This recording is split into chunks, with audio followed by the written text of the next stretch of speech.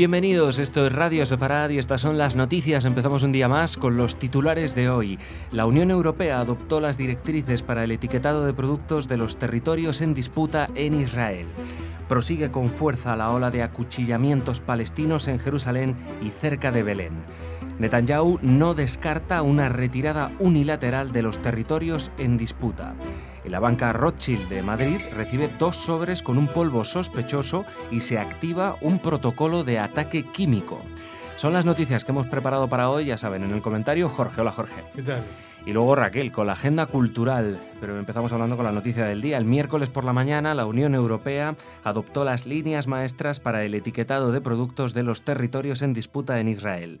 En un comunicado, el Ministerio de Exteriores israelí declaró lo siguiente. Israel condena la decisión de la Unión Europea de etiquetar los productos israelíes procedentes de zonas que se encuentran bajo control israelí desde 1967. Lamentamos que la Unión Europea haya elegido, por razones políticas, tomar esta excepcional y discriminatoria medida inspirada en el movimiento de boicot, particularmente en este momento cuando Israel se enfrenta a una oleada de terrorismo cuyo objetivo son todos y cada uno de sus ciudadanos. Es desconcertante e incluso irritante que la Unión Europea decida aplicar un doble rasero respecto a Israel, mientras ignora que hay más de otras 200 disputas territoriales en todo el mundo, incluyendo las que se producen en la Unión Europea o a sus puertas. La afirmación de que se trata de una cuestión técnica es cínica y carece de fundamento. El etiquetado de productos no hace avanzar todo el proceso político entre Israel y los palestinos. Más bien, lo contrario, refuerza la negativa de la autoridad palestina a llevar a cabo negociaciones directas con Israel, negociaciones que la Unión Europea asegura apoyar. El etiquetado de productos fortalecerá a los elementos radicales que abogan por un boicot contra Israel y que niegan el derecho de Israel a existir y contradice las posiciones que la Unión Europea defiende públicamente. Este reciente paso plantea preguntas sobre el papel que la Unión Europea aspira a jugar. También puede tener implicaciones para las relaciones entre Israel y la Unión Europea. Sí, esto era, como se decía, la crónica de una muerte anunciada. No es una muerte, pero es, digamos, una muerte ética, porque en realidad se aprueba una serie de directivas que van no solamente contra el sentido común, sino también contra el sentido de la decencia. A pesar de que la nota de la Unión Europea es explícita, que no es una medida política, es una medida meramente técnica, para señalar que los productos no se hallan dentro de las zonas consideradas de un país. Entonces, claro, uno se pregunta, ¿por qué no son consideradas de un país? Porque hay otros países u otros intereses que reclaman la titularidad de esos territorios. Vale, entonces vamos a ver. Marruecos dice algunas cosas sobre Ceuta y Melilla. Entonces los productos de Ceuta y Melilla deben llevar una etiqueta especial. España dice cosas sobre Gibraltar. Y claro, no se le puede decir a los ingleses porque son parte de la Unión Europea, ¿no? Pero también tenemos casos de disputas territoriales tan sangrantes como que desde hace 41 años Turquía ocupa el norte de Chipre. Nadie hace absolutamente ningún boicot, no dice nada, ni nadie se plantea etiquetar los productos que están producidos en el norte de Chipre. ¿Por qué? Porque solamente el problema es cuando son productos en zonas bajo control israelí. La verdad que la única respuesta que se puede dar al porqué de esto tiene un tinte netamente político y más allá de lo político ético, porque evidentemente Israel, si se diferencia en algo de los otros países y por eso tiene este doble rasero político, es porque es un Estado judío, es lo único que lo diferencia de los otros países. Y hacer una diferenciación por el origen de las personas que pueblan ese país, la verdad que ya digo ético por no decir una palabra que sonaría mucho peor, como puede ser racista. Seguimos. El martes fue otra jornada sangrienta en la ola de atentados de palestinos contra judíos en Israel. Por la tarde, un palestino intentó apuñalar a un guarda de fronteras israelí en un puesto de control entre Belén y Abu Dis y fue abatido. Un suceso similar había tenido lugar poco antes cerca de la Puerta de Damasco, una de las principales vías de acceso a la ciudad vieja en Jerusalén, pero fue disparado por el policía al que intentaba apuñalar, como se aprecia en las imágenes grabadas por las cámaras de vigilancia. Sin embargo, el hecho más llamativo tuvo lugar por la mañana, cuando dos niños palestinos de 11 y 14 años sorprenden a un guardia de seguridad en el tranvía de Jerusalén y lo acuchillan por la espalda. El vigilante de 25 años resultó herido y tras un forcejeo sacó su pistola y apuntó a los dos atacantes. Uno de ellos se abalanzó sobre él y fue disparado. Según fuentes palestinas, el tío de los dos menores ha hecho en las últimas semanas llamamientos para cometer ataques y participar en enfrentamientos con los israelíes. La verdad que me deja desarmado esta noticia, especialmente cuando uno ve el vídeo de los niños estos en el tranvía. Hay noticias que dicen que uno tiene 11 y 14, 11 y 13, 12 y 13, pero da igual. Es un niño de 11 o de 12 años que sale con otro niño, están sentados en el asiento de adelante, se ve cómo hablan entre ellos por la bocina, esperando que el guardia de seguridad se despiste un poco y se gire, y en ese momento sacan los cuchillos, dos niños de 11, de 14, 13, 14 años. Pero, ¿qué es lo que pasa? ¿Qué es lo que pasa? O sea, esto no es el caso de unos niños criados en un ambiente al margen de la sociedad. No son casos marginados, son los casos centrales de la educación palestina, del odio. Odio, educación para el odio. A un niño de 13 años, tú no le vas a decir a partir de ahora vas a matar. Tú coge a un niño aquí en la calle en España y dile no sé qué, es tu enemigo, coge un cuchillo y mátalo. El niño te mira y te dice, pero tú estás loco, ¿cómo voy a salir a matar? Que esto que lo otro.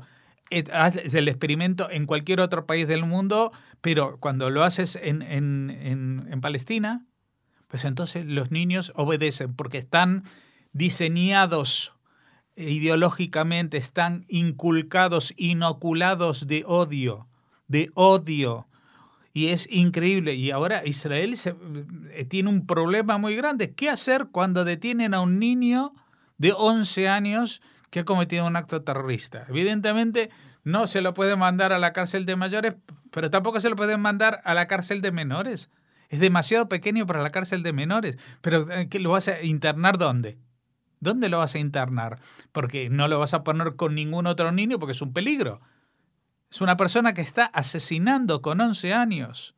Y no es un desequilibrado mental otra vez, porque si fuera un caso aislado, uno puede decir, bueno, ¿dónde estaban los servicios sociales? ¿Dónde estaba la sanidad para detectarlo? No, esto es el producto de la inoculación ideológica del odio desde hace 20 años que existe la autoridad palestina que controlan la educación. Y este odio se hace ¿con qué? ¿Con cómo se financia este odio? Sí, con tu dinero y con el mío, porque nosotros de nuestro dinero se financian organismos como UNRWA, que es el Organismo de Naciones Unidas para los refugiados solamente palestinos y que pagan las escuelas donde se inocula este odio.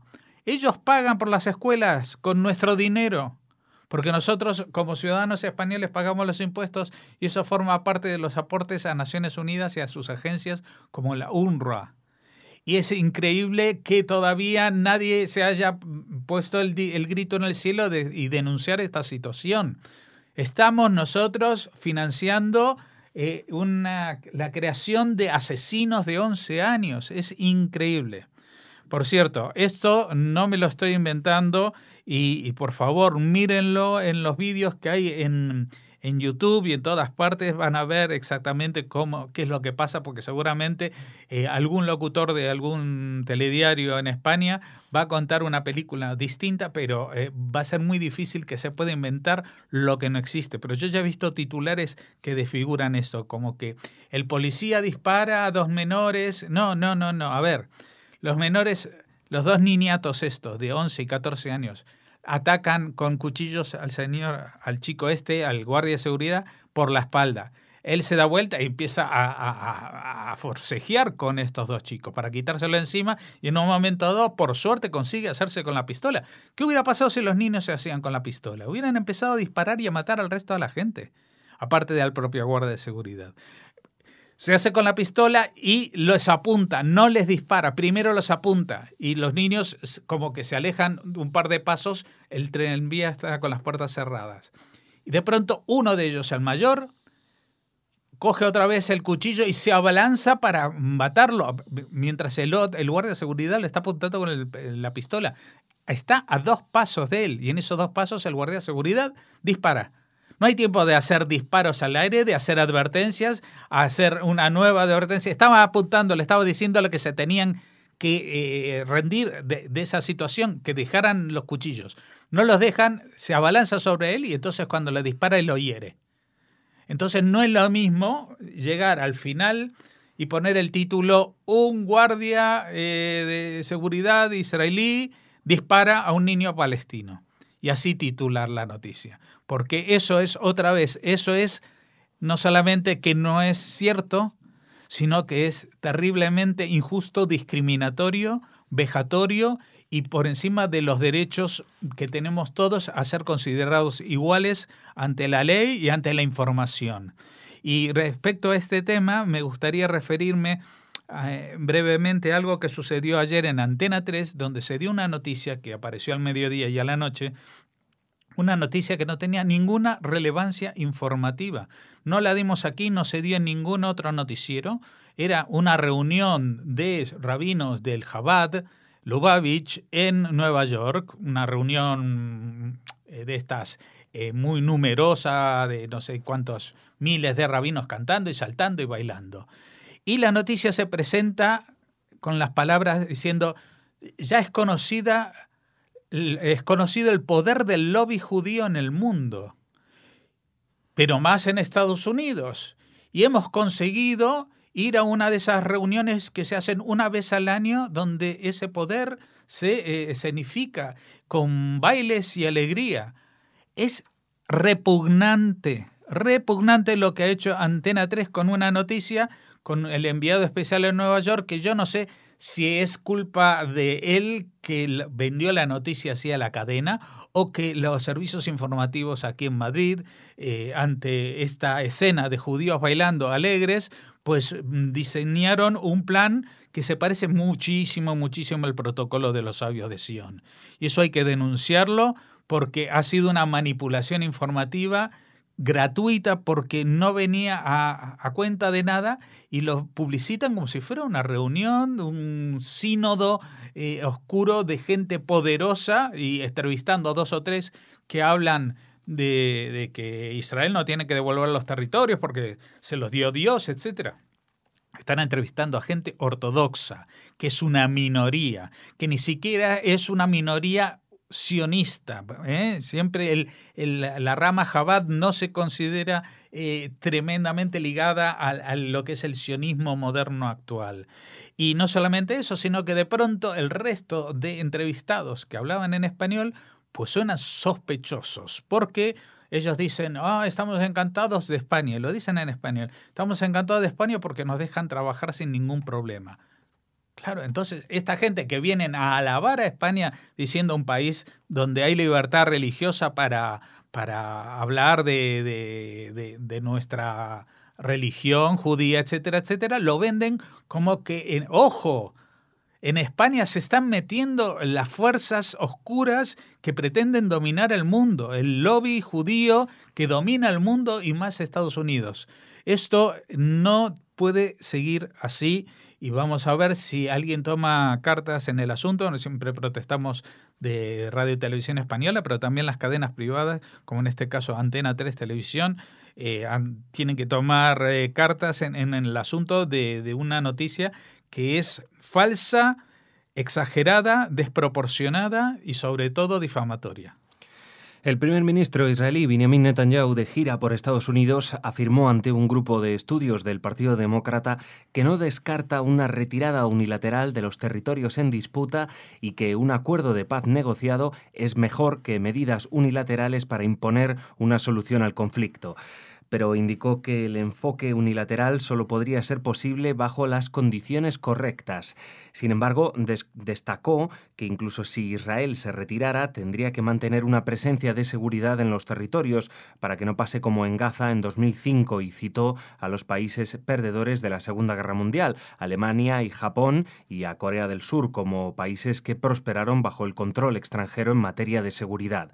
Netanyahu también declaró que la cuestión de Jerusalén y concretamente el Monte del Templo es irresoluble que en la actualidad, y rechazó la idea de que la expansión de los asentamientos sea un obstáculo para la paz, ya que el total de la superficie construida es solo 0,3% del territorio en disputa. 0,3% del 1% del territorio en disputa. Quédense con este dato cada vez que a ustedes le digan de que el obstáculo para la paz es en el intercambio de territorios. ¿Qué va a pasar entonces con los asentamientos? Son 0,3% del 1% del territorio en disputa. ¿Vale? Ya tienen el dato. Esto es lo que ha dicho Netanyahu. Su titular tendría que haber sido, creo yo, titular en todos los periódicos de este planeta. No se descarta una retirada unilateral de los territorios en disputa. Nunca la ha descartado Israel, pero es que lo diga Netanyahu al frente de un gobierno ultranacionalista, pues tiene más enjundia, ¿no? Ahora, ¿cuáles son las condiciones? Que eso no se puede hacer yéndonos y dejando todo patas para arriba, como ha pasado con la experiencia, ahí lo marca, con la Franja de Gaza. Se llevaron a todos los judíos y todos los israelíes que poblaban la Franja de Gaza. ¿Y qué pasó? Pues que se convirtió en una base de hostilidades y de lanzamiento de cohetes hacia Israel hasta el día de hoy. Eso así no se puede hacer. Esa es la conclusión clara y obvia de lo que ha pasado. Y da ejemplos que dan que pensar, porque uno dice, no, pero ¿cómo? ¿Cómo? Se retira, pero deja fuerzas de seguridad. Entonces, ¿qué retirada es esa? Y entonces recuerda, a ver, Alemania, durante muchos años, desde que acabó la Segunda Guerra Mundial hasta que se fueron los americanos, pues hubo muchos años que hubo fuerzas americanas estacionadas en Alemania. Si me apuras, creo que hasta los años 80. O sea, 30, 40 años, cuando Alemania ya no suponía ningún peligro de seguridad para los otros países. Y lo mismo pasó con Japón, pues hubo un gobierno militar, y no solamente que hubo un gobierno militar, sino que durante ese gobierno militar, pues tanto Alemania como Japón se fortalecieron como naciones. Lograron salir y olvidar su pasado, no olvidar su pasado, pero superar su pasado de sueños imperiales tanto de Japón como de Alemania. Y en Corea del Sur, después de la guerra que dividió a Corea en dos partes, pues también la presencia militar norteamericana no frenó ni puso en duda la soberanía, ni traumatizó a los coreanos del sur porque hubiera americanos ahí. Al contrario. Entonces, se puede vivir perfectamente, conciliar la libertad y la soberanía con un control de seguridad externo. Y eso, lo que no se puede hacer es volver a cometer los mismos errores como en Gaza y darlo todo a cambio de nada para que sigan hostigándote y matando. La sede del Banco Rothschild en Madrid recibió este martes 2 sobres con polvo blanco que activaron una alerta bacteriológica en pleno Paseo de la Castellana.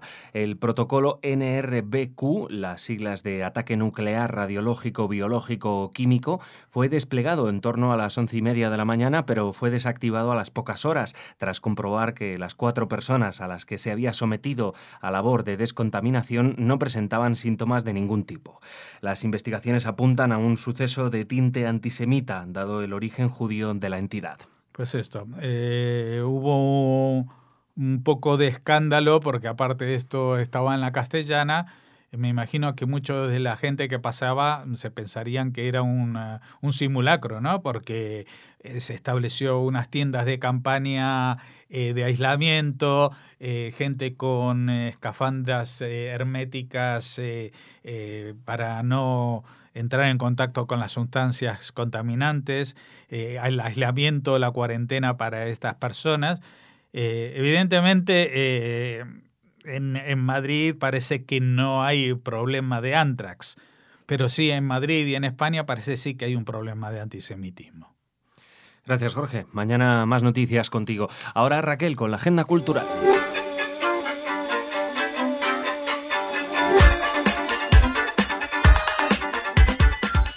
Noticias culturales. Hola, Raquel. Hola, Jordi. Empezamos hablando precisamente de André Glucksmann o Glucksmann, no sé cómo se pronuncia. Ayer les adelantábamos la noticia de su fallecimiento a nuestros oyentes, noticia que nos llegaba gracias a Alicia Perris. Y bueno, hoy queremos ofrecerles algunos datos, seguro que ya han podido leer en prensa, pero bueno, les hablamos un poquito de la vida de este filósofo consagrado a la reflexión sobre la moral en política y la naturaleza del mal, sobre el trasfondo siempre de la actualidad política, de las guerras, de los perseguidos, de los refugiados, de la gente que necesitaba que se alzara su voz. Sus orígenes familiares marcaron su compromiso político. Glucksmann fue hijo de judíos austríacos, militantes sionistas de izquierda. Su padre fue un agente de la Comintern que había participado en la fundación del Partido Comunista Palestino. Condujo a la familia a París al principio de los años 30, justo cuando los judíos empezaban a abandonar Europa. Se negó a llevar la estrella amarilla y murió al principio de la Segunda Guerra Mundial. Cuando Glucksmann tenía 4 años, la familia logró escapar de un vagón de tren que debía conducirles a un campo de concentración. Y atención, porque fue el hecho de que su madre se puso a gritar a los demás detenidos lo que les esperaba hasta que los agentes la apartaron y sacaron a la familia del vagón, como lograron salvarse, ¿no? Y el filósofo siempre dijo que ese día aprendí, dice, la primera lección de mi existencia, que la insolencia y la verdad sirven para algo. Fue muy controvertido también porque, por supuesto, siempre estuvo unido a la filosofía de izquierda, a las ideas de izquierda, pero luego fue variando y llegó incluso a apoyar a Sarkozy en 2007, considerándolo el candidato más izquierdista. Algo que muchos pondrían en duda, pero bueno. Evitando el debate partidista, la clase política francesa, bueno, pues ha recordado el combate de Glucksmann por los derechos humanos al rendir homenaje a su memoria.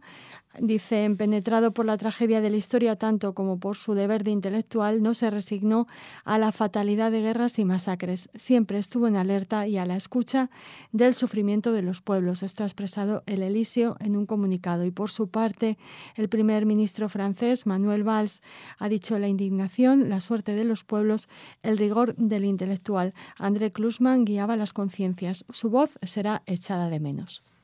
Pues nada, un filósofo pegado a la realidad, algo difícil de ver a veces, incluso alguno no lo llamaría filósofo sino sociólogo, ¿no? Que siempre me ha hecho mucha gracia eso, de que los filósofos parece que viven en otro mundo que no tiene nada que ver con el nuestro, terrenal, ¿no? Un filósofo terrenal, ¿no? André Glucksmann. Bueno, pues nada, un fuerte abrazo allá donde estés. ¿Con qué seguimos, Raquel? Seguimos con un seminario conmemorativo dedicado a Ibn Saprut en Jaén. Se llama se va a desarrollar bajo el título Antijudaísmo, Antisemitismo, disertaciones contra la intolerancia y la cultura del odio, y está organizado por el Departamento de Ciencias Sociales y Jurídicas de la Universidad de Jaén y por el Instituto de Estudios Jienenses de la Diputación Provincial de Jaén. Se desarrollará la tarde de este jueves 12 de noviembre en el antiguo Hospital de San Juan de Dios de Jaén y la mañana del viernes 13 de noviembre en la propia Universidad de Jaén. El seminario es conmemorativo, como les decimos, del ilustre jienense judío Hasdai Ibn Saprut en el 1100 aniversario de su nacimiento. Y habrá disertaciones como, por ejemplo, la que inaugura este encuentro, este seminario a cargo de Guadalupe Sainz Muñoz, Hasdai Ibn Saprut y la intelectualidad sefardí en los reinos de la Andalucía medieval. También se hablará de la expulsión de los judíos de Andalucía y España, una conferencia a cargo de Fernández Suárez Bilbao, o Educando en la tolerancia hacia una nueva laicidad multicultural, una conferencia a cargo de Elena de Botón Fernández, profesora de Sociología de la Universidad de Barcelona. Y por supuesto también el que más está trabajando para que se conmemore este aniversario, este 1100 aniversario de Ibn Saprut, Rafael Cámara Espósito, presidente de la Asociación Juventa Tarbut Sefarad Jaén, hablará de la judería de Jaén y su eco en la diáspora sefardí. Y esas son algunas de las conferencias, hay muchas más.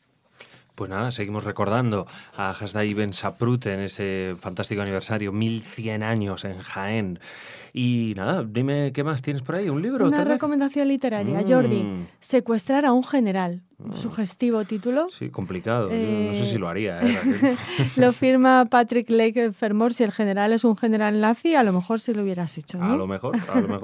Bueno, pues narra este libro una de las más grandes aventuras de la Segunda Guerra Mundial en la literatura del célebre escritor británico. Secuestrar al general es una de estas aventuras de la Segunda Guerra Mundial y una de las mayores hazañas de la extraordinaria vida del escritor y viajero británico Patrick Lake Fermor, autor de esta obra que se edita por primera vez en España gracias a la editorial Berenice, y narra cómo fue el secuestro del general Kreipe, el comandante de las fuerzas alemanas en Creta, el 26 de abril de 1944. O sea que es un libro autobiográfico, pero que el autor no pudo haber publicado en vida. Es un libro póstumo. Recrea el atrevido plan urdido para evitar que se siguiese la dura política alemana de represalias contra la población cretense, y son muchos los críticos que lo sitúan entre las obras maestras del género de las memorias. La historia narra cómo el propio autor y su compañero de aventuras, Billy Moss, vestidos como policías militares alemanes, detuvieron y tomaron el control del coche de Kreipe. Atravesaron 22 puntos de control enemigos. Lograron ocultarse y realizar un duro viaje para entregar finalmente a su rehén en una playa al sur de la isla y transportarle a un lugar seguro en Egipto.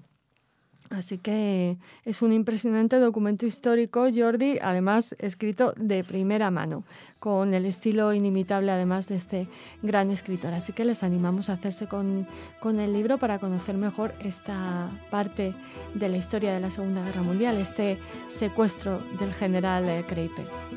Muy bien, pues Secuestrar a un general, la recomendación literaria que como siempre nos brinda Raquel. Bueno, Raquel, muchas gracias. Mañana más noticias. Hasta mañana.